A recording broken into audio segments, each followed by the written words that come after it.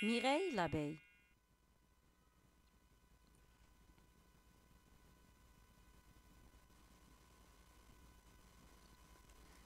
Il était une fois une abeille qui s'appelait Mireille.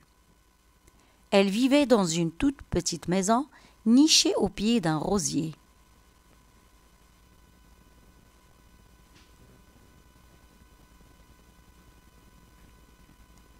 Comme chaque matin, elle agitait ses ailes et s'en allait travailler.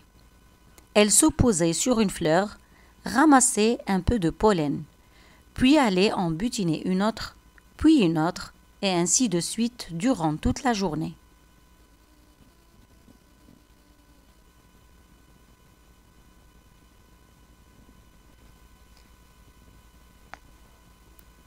Une fois rentrée chez elle, Mireille faisait de délicieux pots de miel, très parfumés, et aussi des bonbons dorés qu'elle enveloppait dans des papiers colorés.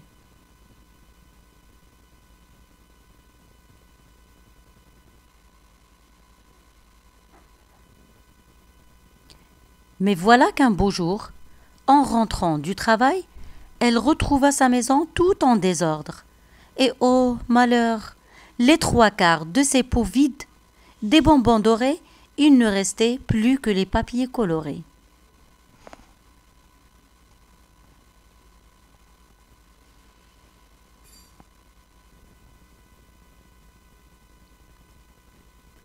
Elle remit un peu d'ordre et, furieuse, fit le tour du jardin pour interroger ses voisins.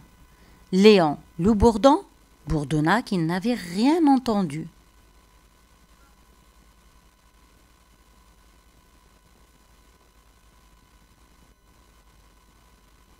Siméon le papillon qui papillonnait n'avait rien vu. Et ne parlons pas des fourmis, bien trop occupées à vider un sucrier.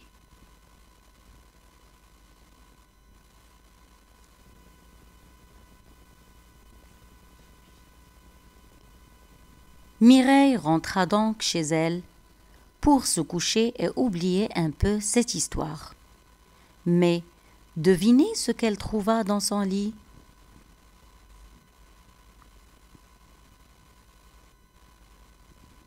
Un nain. Et oui, un nain, comme on en voit parfois dans les jardins.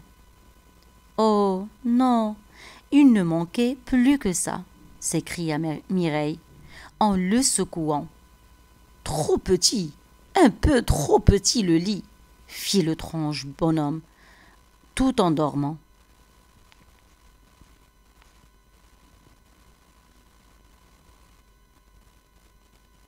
Et mon miel? Dit-elle en le secouant plus fort. Bon, trop bon le miel, fit-il toujours endormi.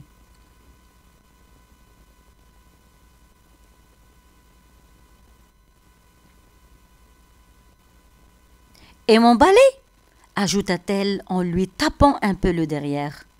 Turlututu, qu'est-ce que c'est? Cria-t-il tout à fait réveillé. D'un bond, il sauta du lit et disparut dans la nature. Turlututu, chapeau pointu.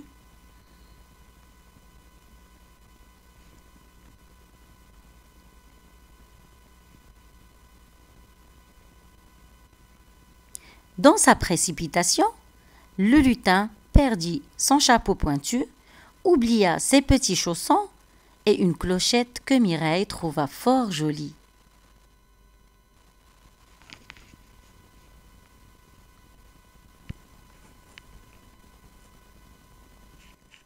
Si vous voyez par hasard dans le ciel une abeille qui ressemble à un lutin, vous n'aurez pas rêvé. Et si vous trouvez dans votre jardin un très petit nain qui ne ressemble plus vraiment à un lutin, vous n'aurez toujours pas rêvé. Et l'histoire est finie.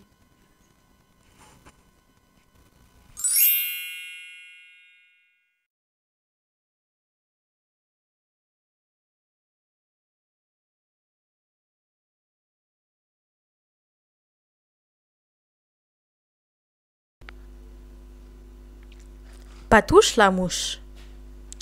Il était une fois Une petite mouche qui s'appelait Patouche. Elle habitait une bicoque plutôt cracra où elle ne devait pas souvent faire le ménage. Mais, comme elle n'était pas d'une nature propre et ordonnée, elle s'en accommodait très bien.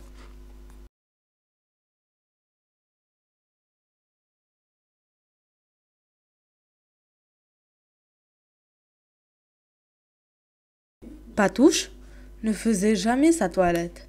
Alors, tous les matins, elle se levait et s'en allait en sifflotant au travail. Un drôle de travail, ma foi, qui conduisait à fouiller dans les poubelles de ses voisins. Elle dénichait toujours au milieu des détritus de vieux bibelots pour décorer son intérieur et un tas d'autres bricoles qu'elle retapait.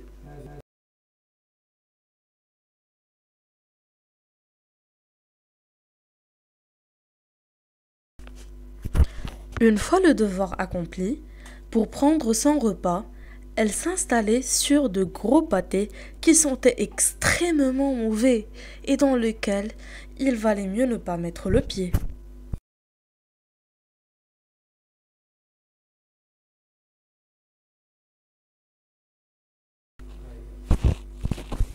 Puis, elle rentrait chez elle chantant. Je m'appelle Patouche, c'est pas ma faute si j'ai l'air louche.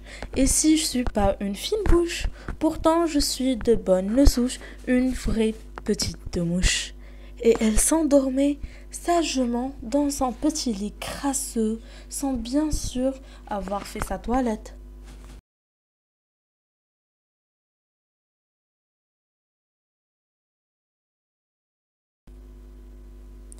Mais le problème de Patouche était ses voisins. Ils ne l'aimaient guère, et aucun d'entre eux ne lui adressait la parole. Mireille l'abeille la trouvait bien trop sale pour la recevoir. Le moins que l'on puisse dire, c'est qu'elle ne sentait pas la rose, disait-elle à Siméon le papillon.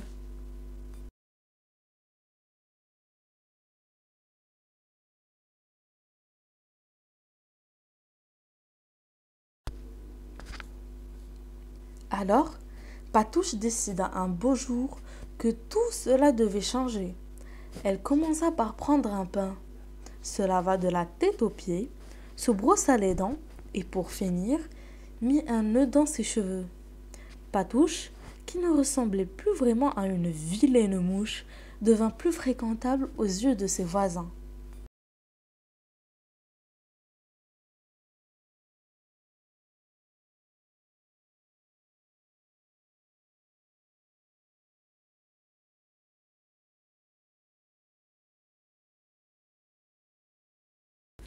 Il faut savoir qu'elle avait renoncé à fouiller les poubelles et qu'elle ne mangeait plus de ces choses qui sentent affreusement mauvais et dont il ne faut pas parler en société. Les crottes, le caca, etc.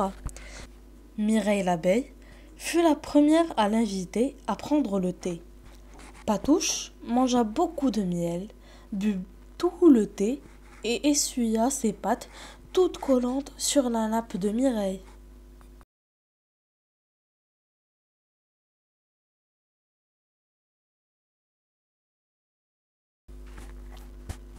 Ensuite, ce fut Siméon le papillon qui la reçut.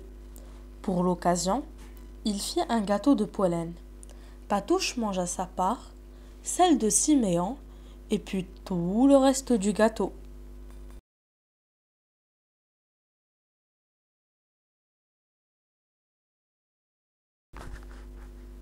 Quand Mireille rencontrait Siméon, il parlait bien sûr de Patouche. Cette mouche n'a pas de manière.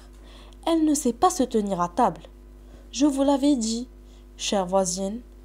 Même propres les mouches restent toujours sales. Ils décidèrent de ne plus inviter Patouche.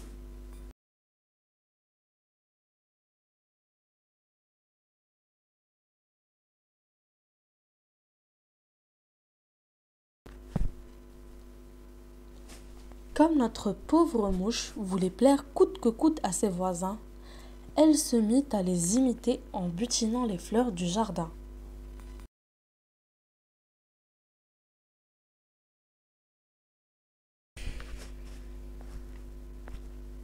Un jour, Elle fit la connaissance d'une autre mouche.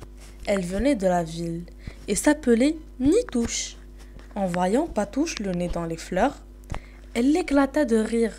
Je n'ai jamais vu de moucherons aussi ridicules et qui sentent aussi bon, fit-elle en faisant une grimace. Allez, viens, je t'invite dans mon restaurant préféré. Ils ont toujours des poubelles pleines de choses délicieusement dégoûtantes.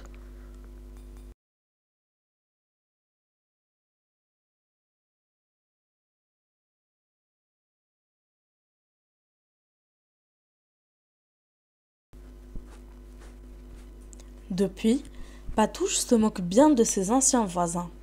Elle habite la ville avec Nitouche et a repris ses bonnes vieilles habitudes. Alors, si vous ne voulez pas la déranger, rien de plus simple. Ne mettez pas les pieds dans ces choses qui sentent extrêmement mauvais et que les toutous déposent sur les trottoirs.